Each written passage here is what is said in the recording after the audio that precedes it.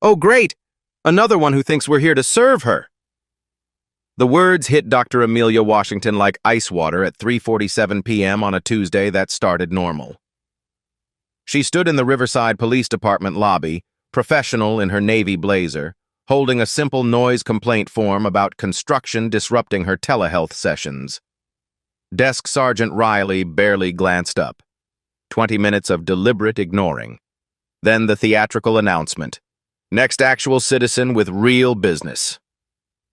When Dr. Washington approached, Riley slid the form across with his pen. Deliberately. The pen clattered to the tile floor. Oops. Guess you'll have to pick that up yourself. Security cameras captured everything. 3 witnesses watched. Her briefcase held secrets that would shatter this moment, but not yet. Have you ever been treated like you don't belong in a place where you're actually the one in charge? Sergeant Riley leaned back in his chair, savoring the moment. Badge 4721 gleamed under fluorescent lights as he studied Dr. Washington with theatrical boredom. Look, lady, we don't have time for your complaints about noise. Maybe move to a quieter neighborhood if you can afford it. His smirk widened. Though I'm guessing that's not really an option for someone like you.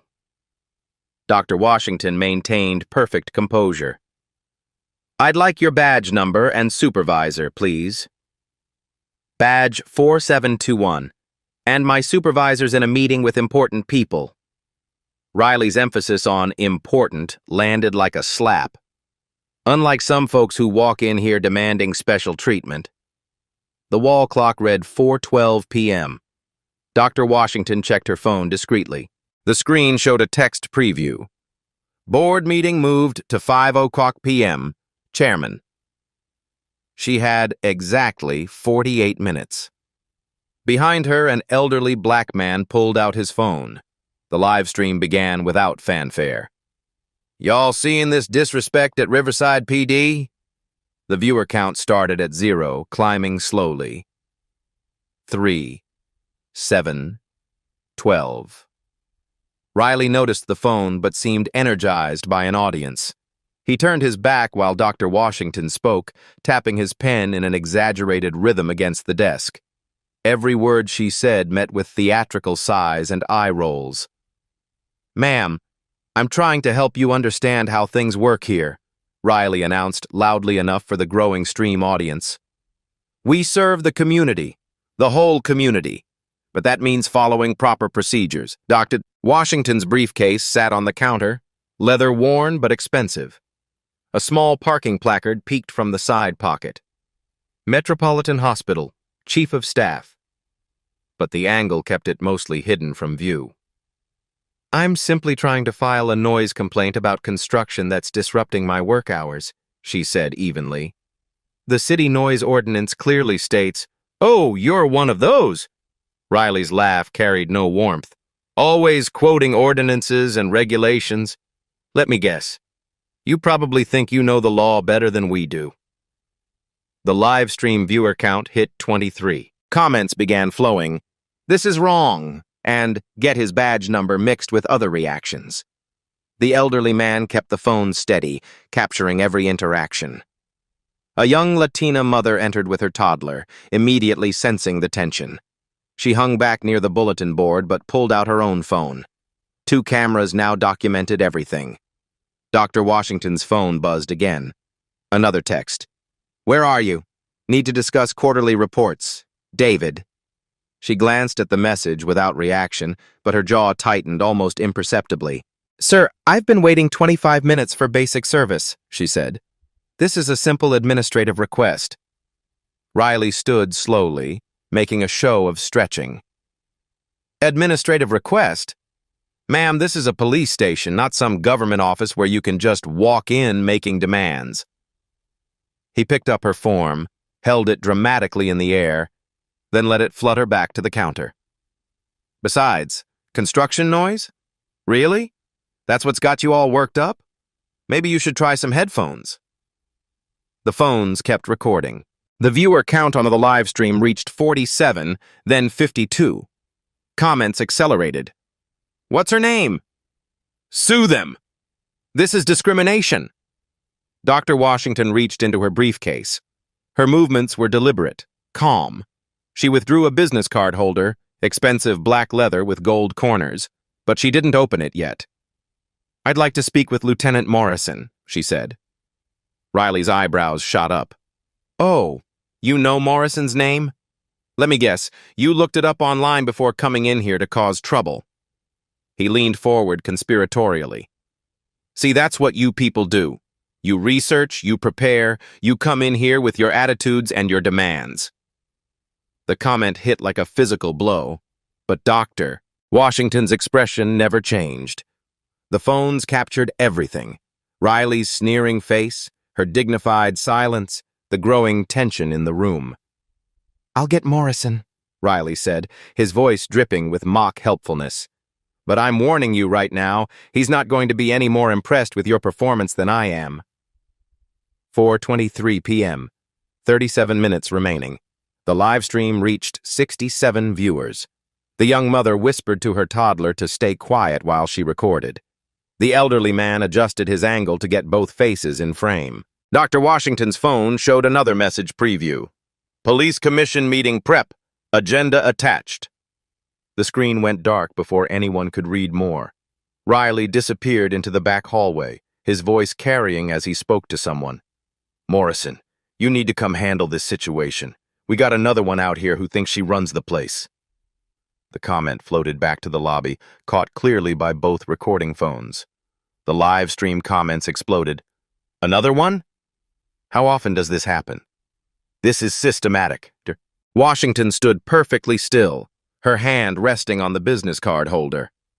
The Metropolitan Hospital placard remained mostly hidden in her briefcase. Her phone buzzed again, but she didn't look. The viewer count hit 89. Behind the desk, footsteps approached, multiple sets. Riley's voice again. "She's been here 30 minutes making demands, quoting ordinances, the whole routine." Morrison's reply was too quiet to hear, but his tone suggested annoyance. Dr. Washington checked the time, 4:26 p.m., 34 minutes. The business card holder remained unopened. The phones kept recording. The live stream audience continued growing, drawn by something they couldn't quite name but knew was wrong. In the hallway, Morrison's footsteps grew louder. Lieutenant Morrison emerged from the hallway like a storm cloud. Tall, broad-shouldered, with the bearing of someone accustomed to immediate obedience. His uniform was immaculate, brass polished to mirror shine, ribbons arranged in perfect rows. He surveyed the lobby with practiced authority, taking in the phones, the witnesses, the electric tension crackling through the air. "What seems to be the problem here?" His voice carried the weight of 23 years on the force, 6 commendations, and absolute certainty in his authority. The live stream audience, now at 156 viewers, watched him position himself behind the desk like a fortress wall, reinforcing Riley's position. "Lieutenant, I'd like to speak with you about proper complaint procedures," Dr. Washington said, her tone unchanged from 30 minutes ago. Morrison's eyes flicked to the phone's recording, lingered on Sarah Chen's press badge, then returned to Dr. Washington's face. "Ma'am, Sergeant Riley knows how to do his job. He's been processing complaints for 8 years. Maybe the problem isn't with our procedures." The comment landed with surgical precision. The live stream comments erupted. "Are you kidding me? Same attitude. This is systematic. The whole department is corrupt." Riley smirked from behind Morrison's shoulder, straightening with renewed confidence. 2 men in uniform, badges gleaming, united against one woman in a business suit. The optics were ugly, and the phones captured every detail of their synchronized dismissal. 4:31 p.m., 29 minutes remaining. Dr. Washington's phone buzzed. "Where are you? Meeting starts soon. Board is asking questions. David." She glanced at the screen without expression, but something shifted in her posture. Straighter spine, chin lifted by degrees, fingers adjusting her blazer with deliberate precision. "I've been waiting 44 minutes for basic service," she said, each word measured. "This is a simple noise complaint. Yet I've been subjected to dismissive comments, deliberate delays, and now veiled threats. Morrison crossed his arms, making his imposing frame seem larger. Ma'am, we serve hundreds of people every week. Sometimes there are waits. Sometimes there are difficult customers. That's how public service works in the real world. Public service, Dr. Washington repeated quietly, the words hanging like a challenge. Yes, that's exactly what this should be. The words carried an undertone that made Morrison pause. Something in her delivery suggested depths beneath the surface, knowledge that stretched beyond what a simple citizen should possess. But years of experience had taught him to press forward. Now, we can process your complaint in an orderly fashion, or we can continue this discussion about your perceived concerns with our service quality. His smile never reached his eyes, cold as steel. Which would you prefer? The live stream hit 312 viewers, comments flowing faster than anyone could read. Sarah Chen entered the lobby, immediately recognizing the dynamic. She pulled out her phone, adding a third camera to the documentation. Her press badge caught the light. Process the complaint, Dr. Washington said simply. Riley retrieved the form with exaggerated care. Noise complaint, construction disrupting. He squinted at her handwriting. Home office during telehealth sessions. He looked up with mock surprise. Oh, you work from home? How convenient. No real job to worry about? Morrison nodded approvingly. Home office. That explains the sensitivity to construction noise. Must be nice to work in your pajamas all day. The condescension was thick enough to cut. Dr. Washington's hand moved to her briefcase, fingers brushing the business card holder. But she didn't open it. Not yet. The City Noise Ordinance Section 12.3 requires construction to cease during designated quiet hours, she said with precision. I'm requesting enforcement of existing municipal law. Section 12.3, Riley repeated in a sing-song voice. She knows section numbers, Lieutenant. Must have looked this up beforehand. Morrison chuckled. Preparation, I admire that. Shows you take your home office very seriously. The mockery was unmistakable. Both officers treated her work as less legitimate than theirs. The phones captured every nuance. 4:38 p.m., 22 minutes. The lobby filled with electric tension, 3 cameras rolling. The live stream audience typing furiously. Sarah Chen taking notes. Dr. Washington standing perfectly still, one hand on her briefcase.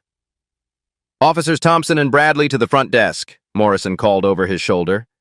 2 additional officers appeared within seconds. Thompson, young and eager. Bradley, older with tired eyes.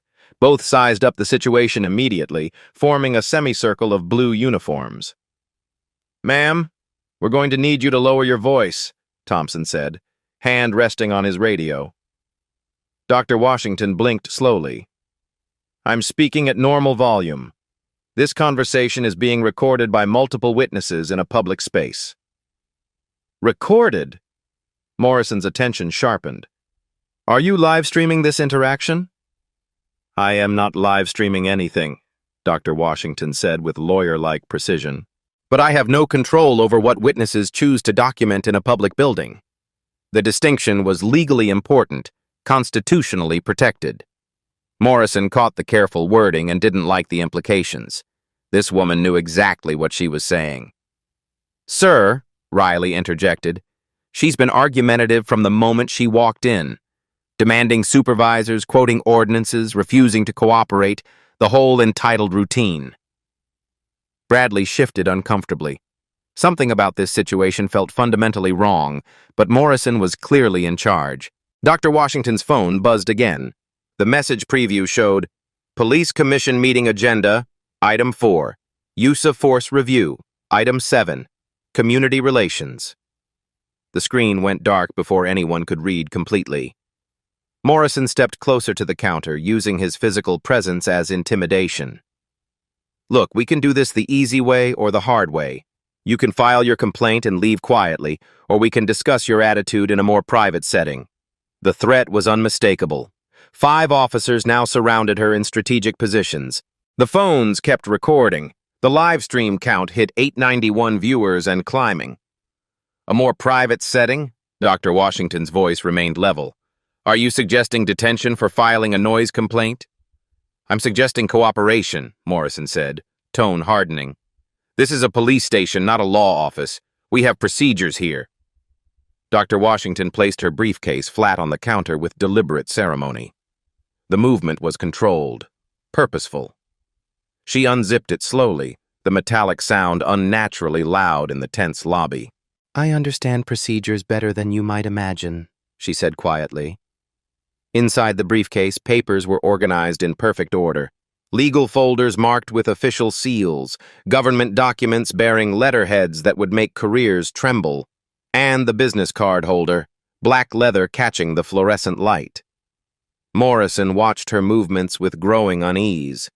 Something about her calm was unnatural. Normal people got angry, raised voices, demanded justice. This woman stood like she was conducting a board meeting where she held the deciding vote. The live stream comments flew past. She's too calm. Something big is coming. Why isn't she upset? This feels like a setup.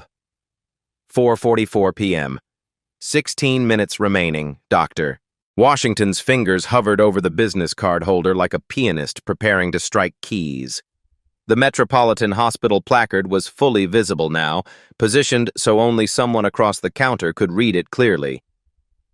Before we discuss my attitude further, she said, each word chosen with precision, perhaps we should clarify exactly who we're dealing with. Morrison's confidence wavered. The phrase was wrong. Too confident. Too knowing. The power dynamic felt unstable. Riley noticed the shift first, his smirk faltering. What's that supposed to mean? Dr. Washington smiled for the first time in over an hour. It was not a warm expression.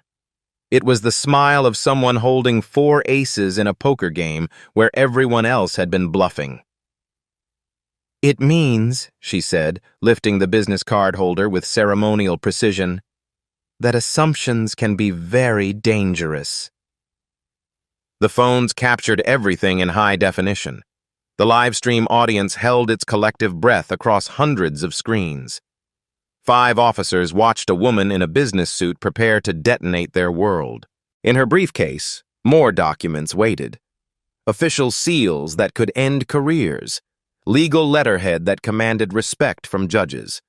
Credentials that would shatter their assumptions about power and privilege.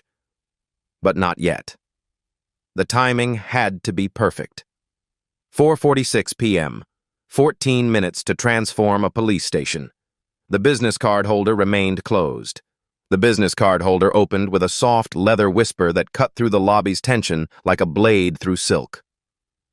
Dr. Washington's movements were surgical, deliberate, each gesture calculated for maximum psychological impact. She extracted the first card and placed it face up on the counter with ceremonial precision that made every witness hold their breath. Dr. Amelia Washington, Chief of Staff, Metropolitan Hospital System. The words landed like physical blows against the officer's assumptions. Riley's pen froze mid-tap, suspended in air, as if time itself had stuttered to a complete halt. Morrison's confident stance wavered, shoulders dropping by imperceptible degrees as the implications began crashing over him in successive waves. The live stream comments exploded in digital chaos. Plot twist! She's a doctor! Chief of Staff! Oh my God! The elderly man recording whispered, "Sweet Jesus," loud enough for the phones to catch. Sarah Chen's fingers flew across her keyboard, already composing breaking news alerts that would reach thousands within minutes. But Dr. Washington wasn't finished dismantling their world. A second card joined the first with deliberate theatricality. Board member, Riverside City Police Commission. The color drained from Morrison's face like water from a broken dam, leaving him pale as winter moonlight. Riley's mouth opened soundlessly, his cocky smirk evaporating into stunned silence that stretched across the lobby like a physical force. Thompson took an involuntary step backward, suddenly understanding that the ground beneath their feet had shifted into treacherous quicksand. Bradley closed his eyes and muttered something that sounded like a prayer. The young mother with the toddler gasped audibly, her phone shaking in trembling hands as she realized she was witnessing something that would make headlines. The live stream audience erupted in real-time commentary. "She's on the police board! They're so screwed! This is incredible! Best plot twist ever! They picked the wrong woman!"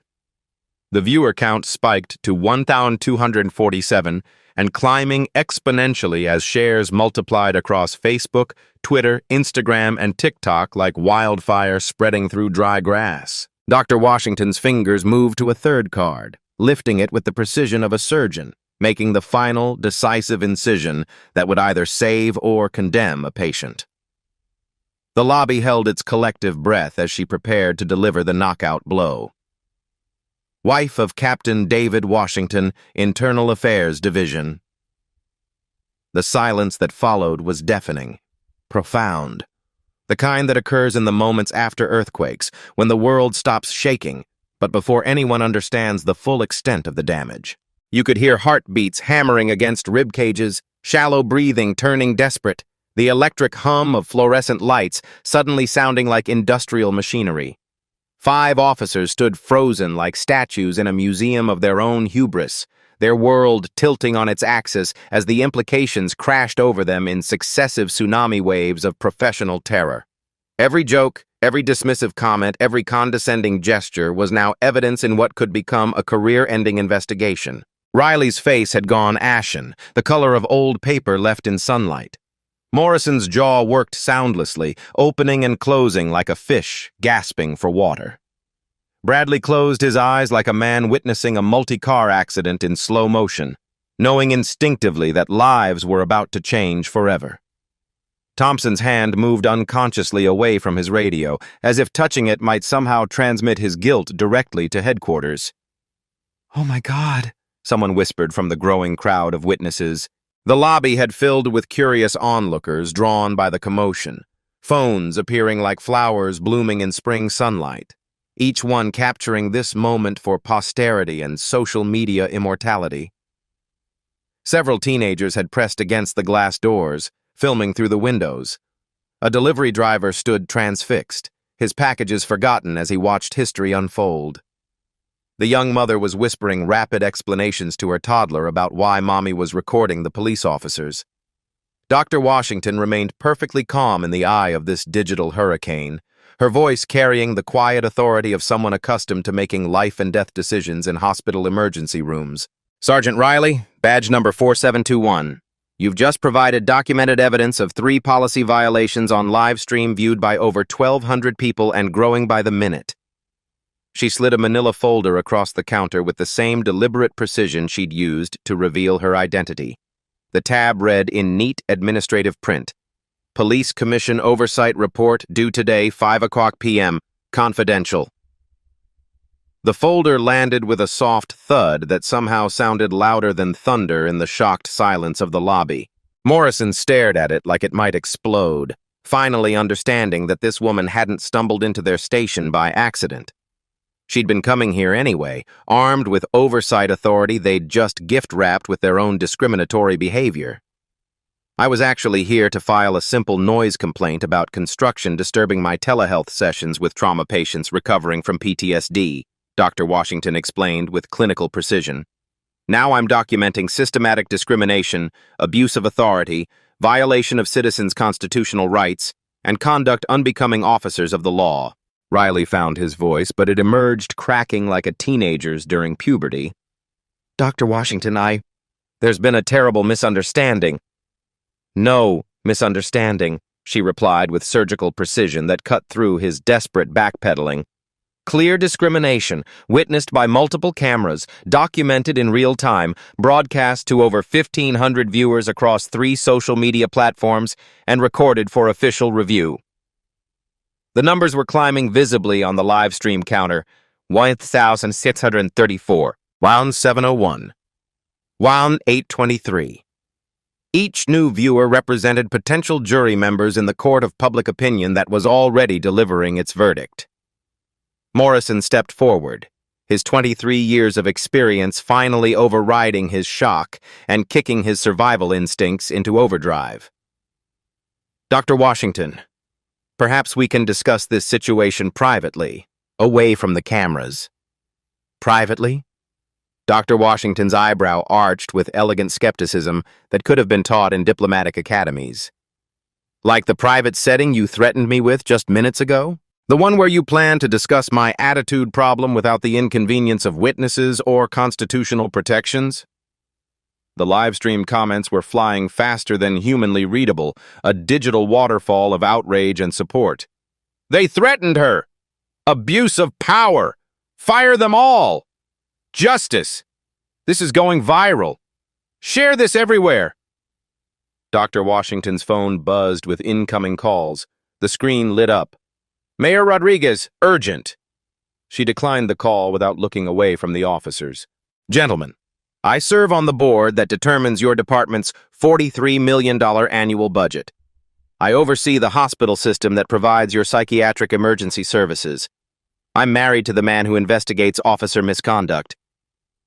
Her voice never rose above conversational level, but each word carried the weight of absolute authority.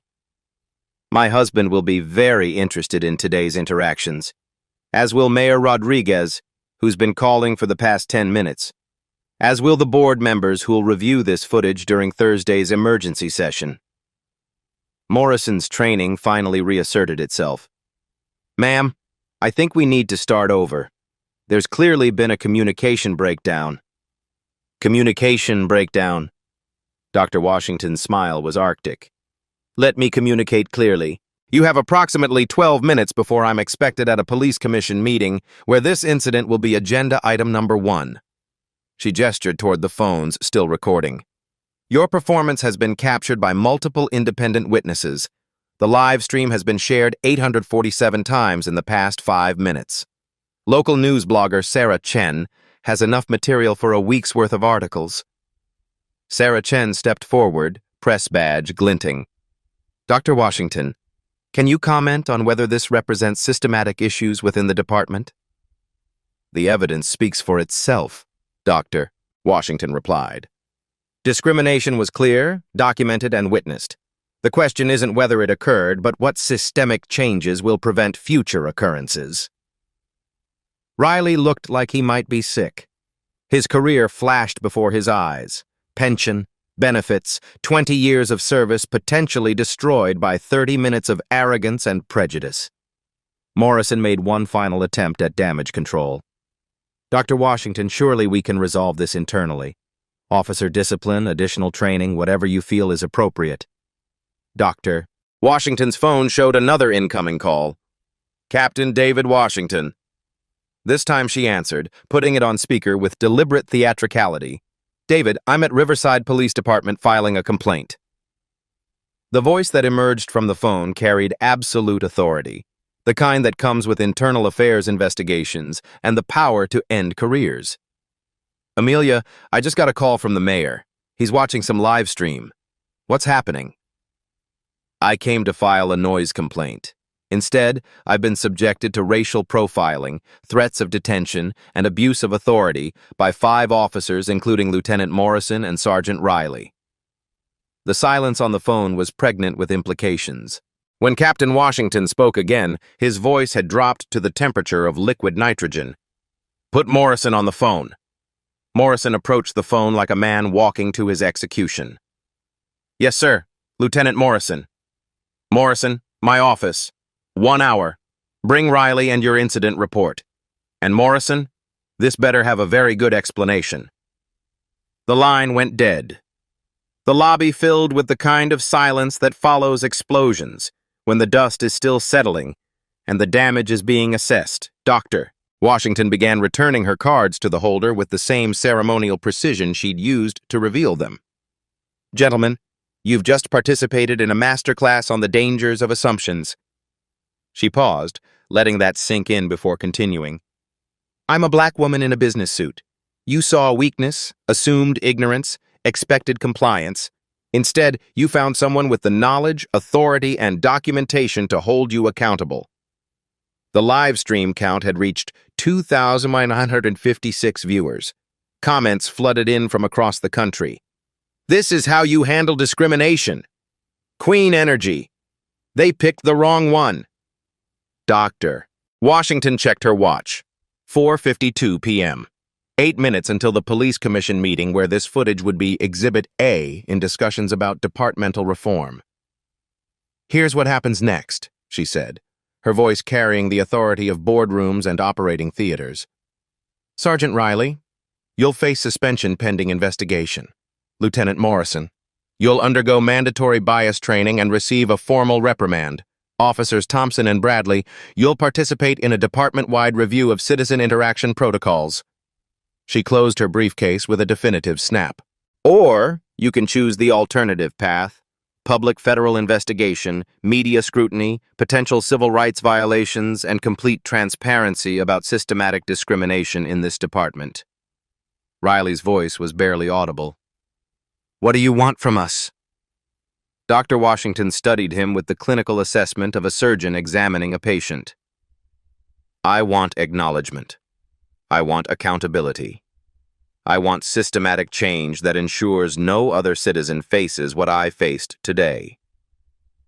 Morrison nodded slowly, understanding finally dawning. Yes, ma'am. Whatever you think is appropriate. What I think is appropriate, Dr. Washington said, is transparency. This footage will be reviewed by the Police Commission, the Mayor's Office, and Internal Affairs.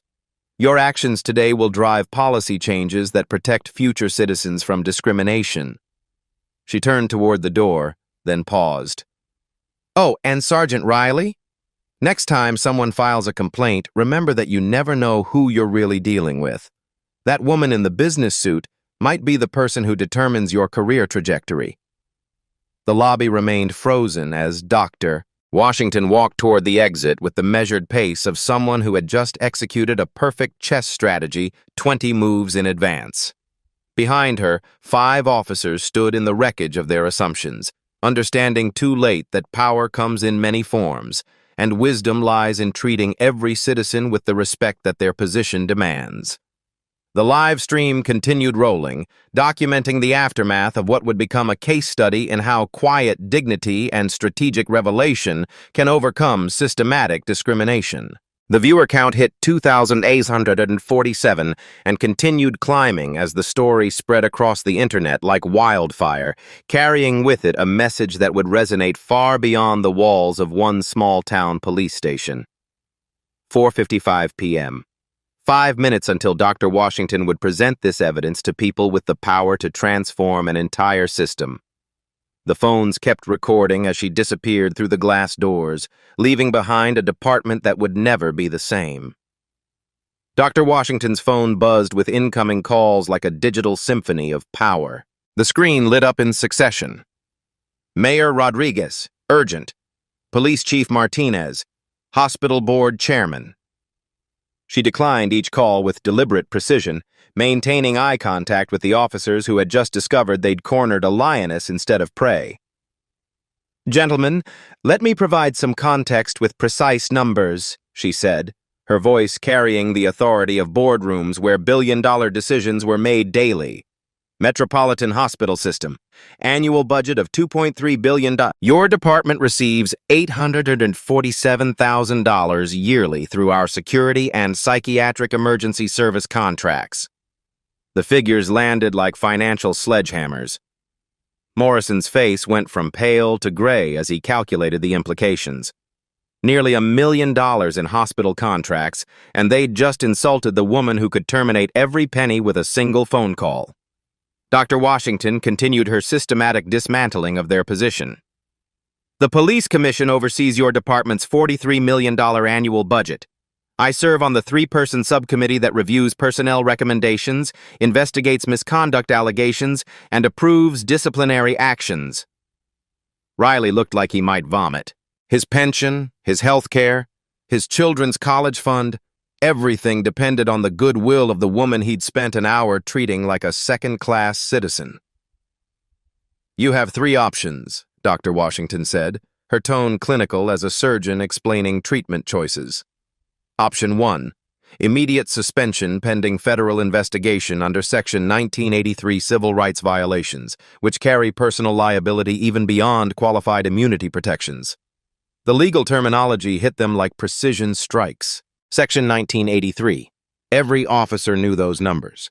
Federal civil rights law that could bypass state protections and expose them to personal lawsuits, financial ruin, criminal charges. Option 2. Public acknowledgement of misconduct, mandatory bias training for the entire department, and implementation of new citizen interaction protocols within 30 days. Morrison seized on this lifeline. Dr. Washington, we absolutely choose option 2, complete cooperation, whatever training you recommend. I wasn't finished, she said, raising one finger with the authority of a judge calling for order.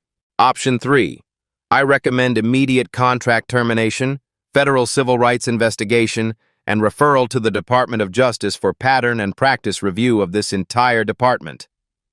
The live stream count had reached 2,847 viewers. Comments flooded in faster than scrolling could follow. She's destroying them with facts. This is better than Netflix. Use your power, Queen. Dr. Washington opened her briefcase again, retrieving a leather portfolio that commanded attention like a weapon. Let me share the relevant legal framework. Qualified immunity doesn't protect against clearly established constitutional violations. When officers engage in discriminatory conduct that any reasonable person would know violates the 4th and 14th Amendments. She paused, letting the constitutional references sink in. These weren't abstract legal concepts. They were the foundation of every officer's training, the principles they'd sworn to uphold. The documented evidence eliminates any claim of good faith. Multiple cameras captured your violations. Social media provides time-stamped proof. Independent witnesses corroborate every discriminatory comment. Morrison's training finally kicked in. He needed to minimize damage, protect his officers, salvage what remained of their careers. Ma'am, what specific steps would satisfy your concerns about our conduct? Dr. Washington smiled, but it wasn't warm. It was the expression of a chess master who'd planned this endgame 20 moves in advance. Sergeant Riley undergoes immediate suspension without pay, pending completion of a 40-hour bias awareness program. Lieutenant Morrison receives formal reprimand and mandatory supervision for 6 months. All 5 officers participate in department-wide reform initiatives. She retrieved another document from her portfolio. The Riverside Reform Protocol, mandatory body cameras for all citizen interactions, citizen feedback system with QR codes in every public area, monthly community oversight meetings with published minutes. The reforms were comprehensive, specific, measurable. This wasn't emotional reaction. It was systematic change designed by someone who understood organizational transformation. Furthermore, Dr. Washington continued, the hospital system will implement new partnership requirements. All security contracts include bias training certification. Emergency psychiatric services require cultural competency documentation. Non-compliance results in immediate contract suspension. The financial implications were staggering. Without hospital contracts, the department would face budget cuts, layoffs, reduced services. Dr. Washington had just demonstrated how institutional power actually worked, not through threats or violence, but through systemic leverage and economic pressure. Her phone buzzed again. This time she answered, putting it on speaker with deliberate theatricality that filled the lobby with anticipation. David, I'm at Riverside Police Department. The voice that emerged carried absolute authority, the kind that comes with internal affairs investigations and the power to end careers with a single report. Amelia, Mayor Rodriguez called me directly. He's watching some live stream that's gone viral. What's happening down there? I came to file a noise complaint. Instead, I've been subjected to racial profiling, threats of detention, abuse of authority, and discrimination by 5 officers, including Lieutenant Morrison and Sergeant Riley.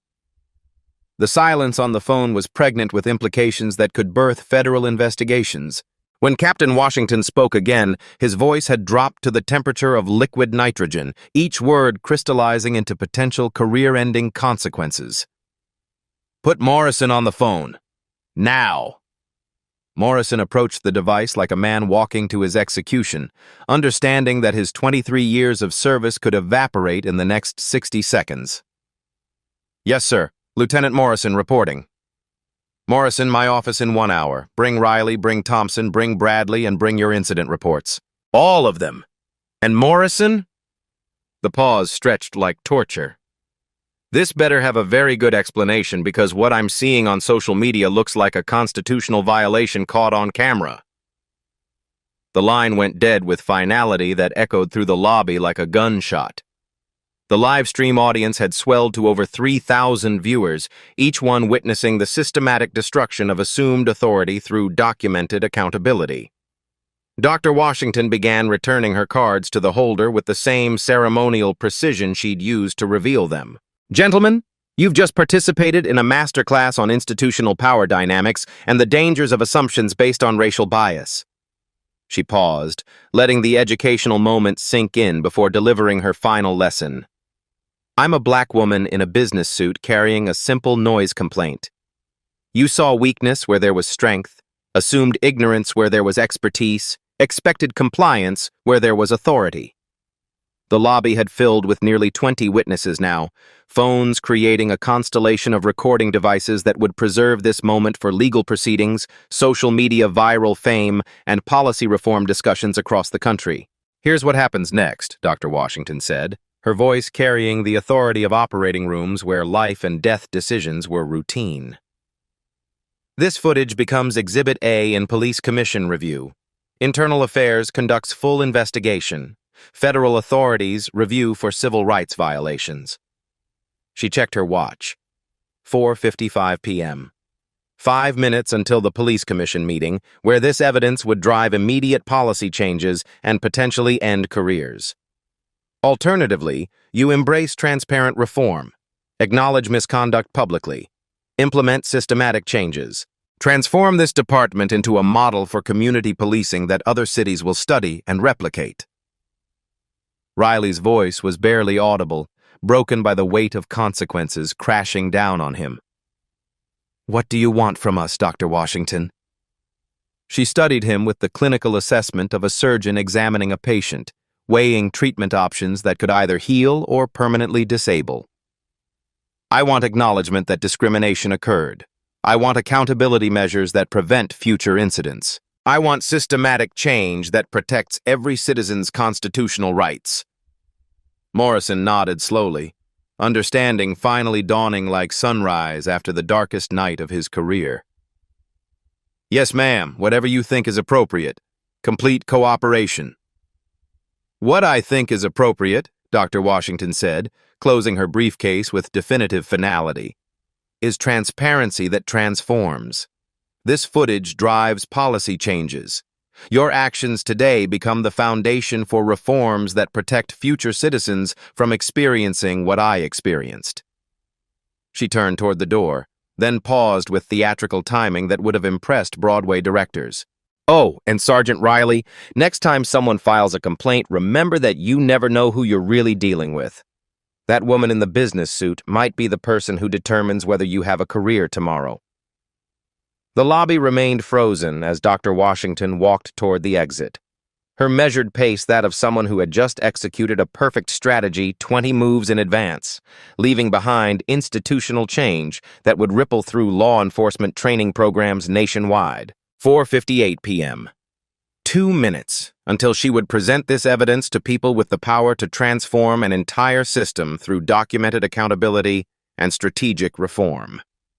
The phones kept recording as she disappeared through the glass doors, leaving behind a department that would never approach citizen interactions the same way again.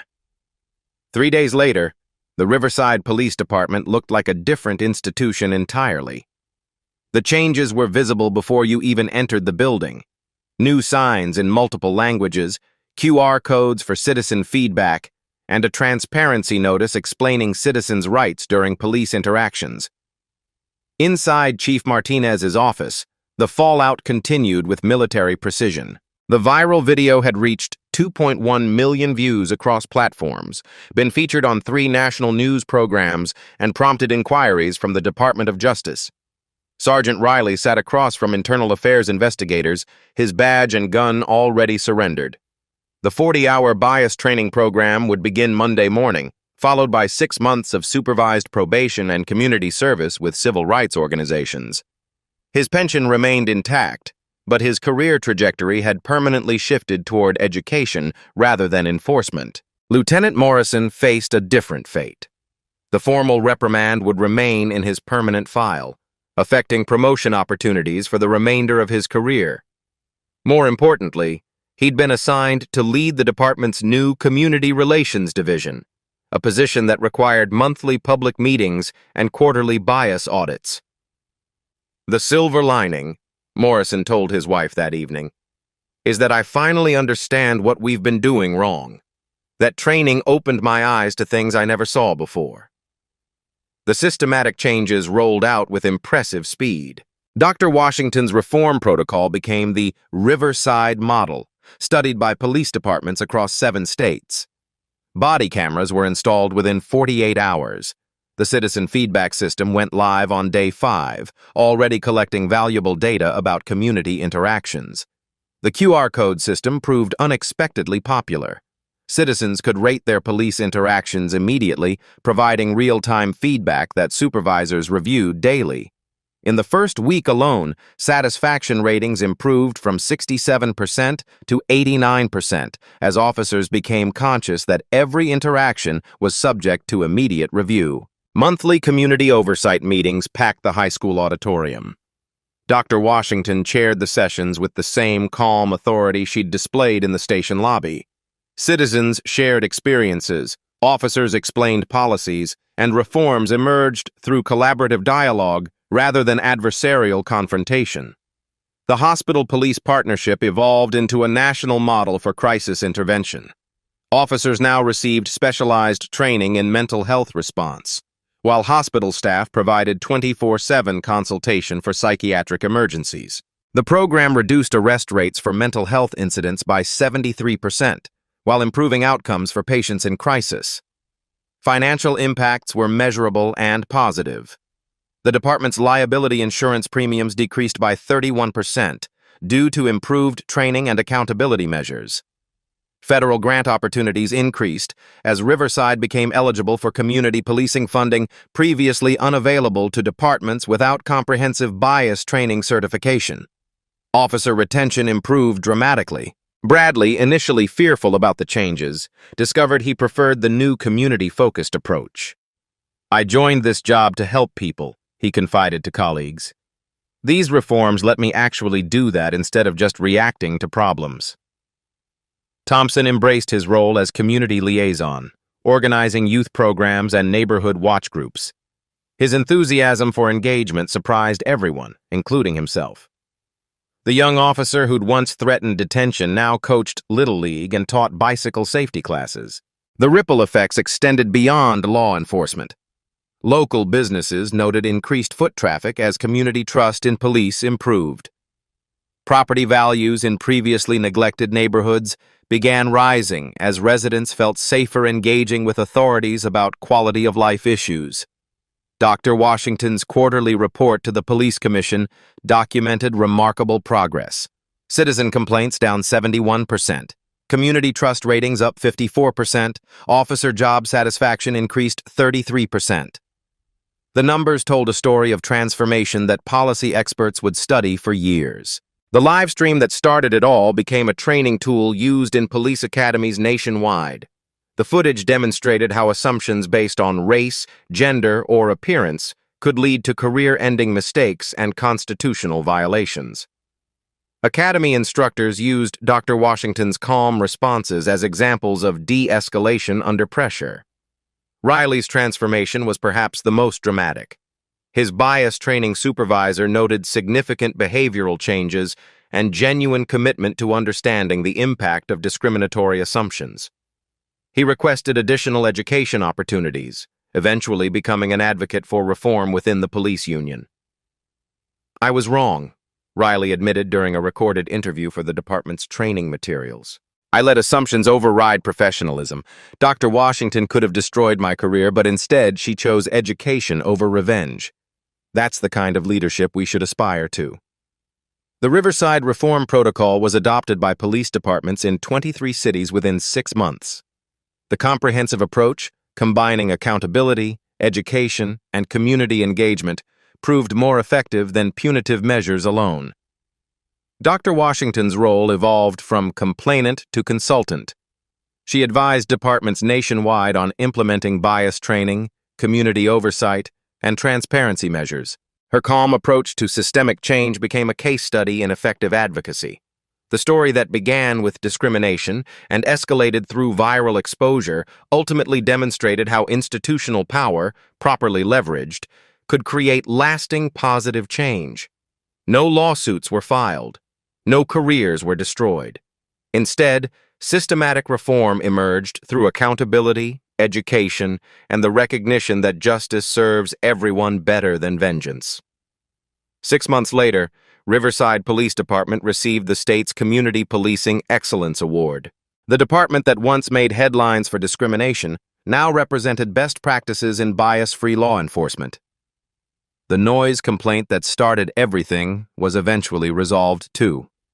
The construction company agreed to modified hours after Dr. Washington's polite follow-up call. Sometimes, she reflected, the simplest solutions emerge when people treat each other with basic human respect. 1 year later, Dr. Amelia Washington stood before a packed auditorium at the National Conference on Police Reform. The same calm voice that had dismantled assumptions in a small-town lobby now addressed policymakers, civil rights leaders, and law enforcement officials from across the country.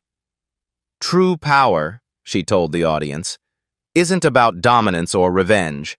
It's about transformation that lifts everyone higher. The Riverside incident had become more than viral content.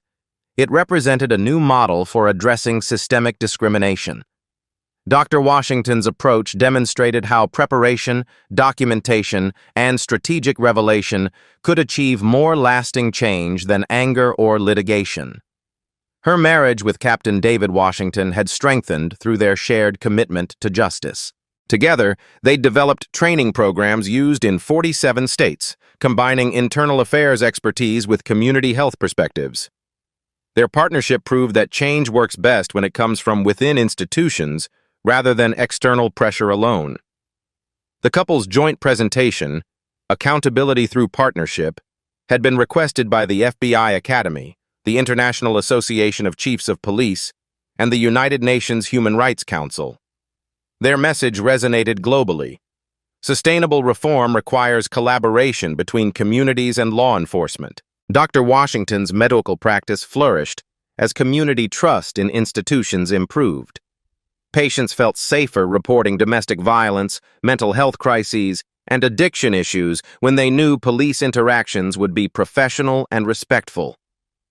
The ripple effects of that October afternoon had transformed public health outcomes across the entire county. The viral video continued generating impact through these real-life stories. It had been translated into 12 languages, shown in law schools worldwide, and incorporated into corporate diversity training programs. The footage demonstrated how quiet dignity could overcome loud prejudice more effectively than confrontation. Sarah Chen's investigative series won a Pulitzer Prize for public service. Her reporting traced how one incident sparked nationwide policy changes, proving that documented injustice could drive systematic improvement when approached with strategic intelligence rather than emotional reaction. The live stream viewers who witnessed history became advocates in their own communities. The digital witnesses organized local oversight groups, attended city council meetings, and demanded transparency from their own police departments. Viral content had transformed into grassroots activism spanning multiple cities. These touching stories of transformation extended beyond law enforcement. The incident inspired teachers, healthcare workers, customer service representatives, and government employees to examine their own biases and improve their interactions with diverse communities. Riley's journey from antagonist to advocate became particularly powerful. His speaking engagements at police academies carried unique credibility, an officer who'd experienced the consequences of discrimination firsthand and chosen growth over defensiveness. His message resonated because authenticity trumped perfection. The Black stories emerging from Riverside represented broader themes of resilience, strategic thinking, and systematic change. Dr. Washington had shown that power wielded with wisdom creates lasting transformation rather than temporary victories. The values that emerged from that confrontation continue shaping communities nationwide. Dignity maintained under pressure, knowledge used as a tool for positive change, systematic reform chosen over personal revenge, and community healing achieved through transparent accountability. Have you witnessed injustice in your workplace, your neighborhood, or your community?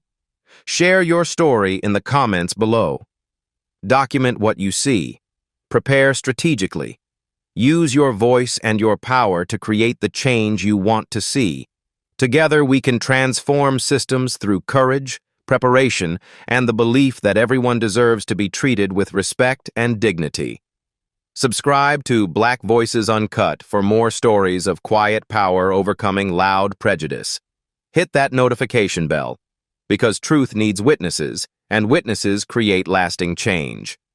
Share this video if it resonated with you. Let's keep the conversation going and the transformation spreading. Remember, you never know who you're really dealing with. Treat everyone with the respect they deserve, because that person you underestimate might be the one with the power to change everything.